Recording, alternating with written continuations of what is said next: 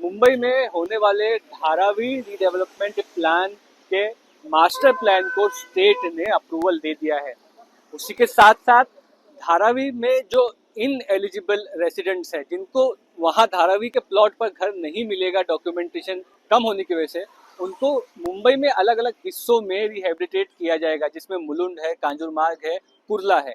इस वक्त हम कुर्ला में है, जहां पर डेयरी का जो 21 एकड़ लैंड है वो स्टेट कैबिनेट ने धारावी डेवलपमेंट के लिए जो एजेंसी बनी गई है, स्पेशल पर्पस व्हीकल बनी है, उनको सौंपा है। इस वक्त जो दृश्य आप देख पा रहे हैं, ये वही लैंड है, नेहरू नगर कुर्ला ईस्ट के पास का ये डेयरी का लैंड है, 21 एकड़ लैंड जो दिया गया है। माना जा रहा है कि तकरीबन 85,000 ऐसे इन एलिजिबल जो रेसिडेंट्स हैं, जिनको धारावी में घर नहीं दिया जाएगा, उन लोगों को यहाँ पर लाकर प्रस्तावित किया जाएगा। तो ये रीडेवलपमेंट प्लान किस तरह से होने वाला है, कैसे होने वाला है, और साथ ही साथ कुर्ला ईस्ट में रहने वाले जो लोकल लोग हैं, उनका इस पूरे मुद्दे पर क्या कहना है, क्या बातें हैं, वो उनसे जानना चाहेंगे। तो ये सर, आपसे मुकेश साहब बात करते हैं। आप जर्नलिस्ट भी हैं, यहाँ के लोकल रेसिडेंट है नेहरू नगर के।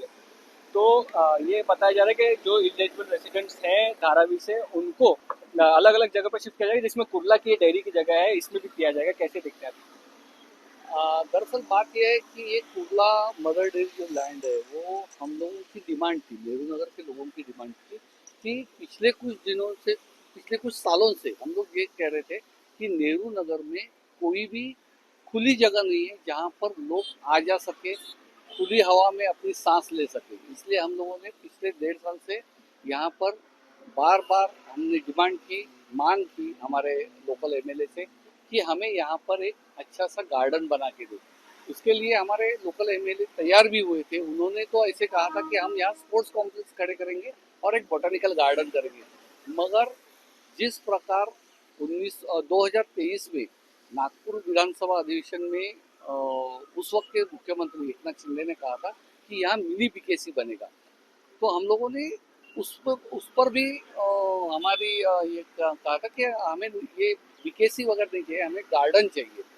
तो उसके लिए हम लोग कोशिश कर रहे थे, फिर भी अचानक एक प्रस्ताव आ गया और धारावी के लोगों को यहाँ, तो फिलहाल हमारे यहाँ जो रीडेवलपमेंट हो रही है, जहाँ जहाँ बिल्डिंगें नहीं तैयार हो रही, तो हर एक बिल्डिंग में अप्रोक्सीमेटली 100 फैमिलीज आ रही है हर एक बिल्डिंग में। तो जबकि हमारे नेहरू नगर में पहले 155 बिल्डिंग थी, अभी 175 से 180 तक बिल्डिंग गई और हर एक बिल्डिंग में 100 टेनेंट्स बढ़ते जा रहे हैं। तो उस प्रकार का इंफ्रास्ट्रक्चर अभी यहाँ नहीं है। हमें पहले से अनेक समस्याओं को सामना कर रहा पड़ रहा है। तो ये कह सकते हैं कि एक धारावी खत्म करने के लिए अलग धारावी तैयार हो रही है मुंबई में। जी, ये धारावी जो पहले धारावी थी वो स्लम धारावी थी, यहाँ बिल्डिंग और मिनी बिल्डिंग एसआरए बिल्डिंग, इसकी धारावी यहाँ बनाई जा रही है और उस पर हम लोग बहुत नाराज है। बिल्कुल। एक कॉर्पोरेटर बाला नायक भी हमारे साथ है। बताया जा रहा है कि 58 करोड़ में ये 21 एकड़ लैंड जो है वो दिया गया है।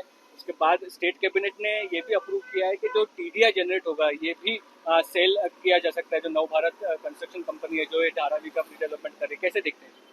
ऐसा है कि 50 करोड़ में यही के बिल्डर लोग बना के अच्छा का प्रोजेक्ट करके देते थे और सरकार को इतना मुनाफा होता था। आज 50 करोड़ में तो बिल्डिंग के एक घर लेने के 5 करोड़ 7 करोड़, अभी 7 करोड़ में एक रूम जाता है, एक बिल्डिंग में 1.5 करोड़ में जाता है। 50 करोड़ में कवड़ी के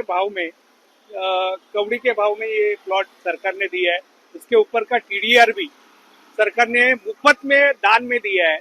इतनी मेहरबानी कर रही है कि नेहरू नगर का भला देखने की उनको कुछ नहीं है। इधर अभी ये 2000 लोग जब घर आ जाएंगे, 2-4 हजार, तो ऑलरेडी 15,000 घर इधर एक्सटेंड हो गया। 6,000 थे, अभी रीडेवलपमेंट में 20,000 घर एक्सटेंड हो गया है। तो अभी नेहरू नगर की कंडीशन ऐसी होगी कि न श्वास लेने की नौबत आएगी, धारावी से भी बदतर, और ज्यादा ट्रैफिक हो जाएगा और किधर कोई निकल नहीं सकता है। वेकेशन के लिए हर टाइम लोगों को मुंबई के बाहर जाना पड़ेगा।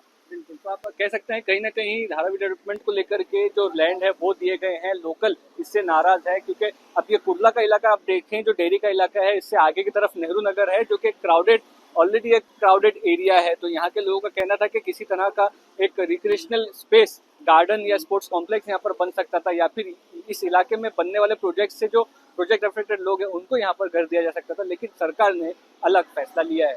कैमरा पर्सन साहिब के साथ पाटिल के साथ मुस्तफा शेख, मुंबई, आज तक।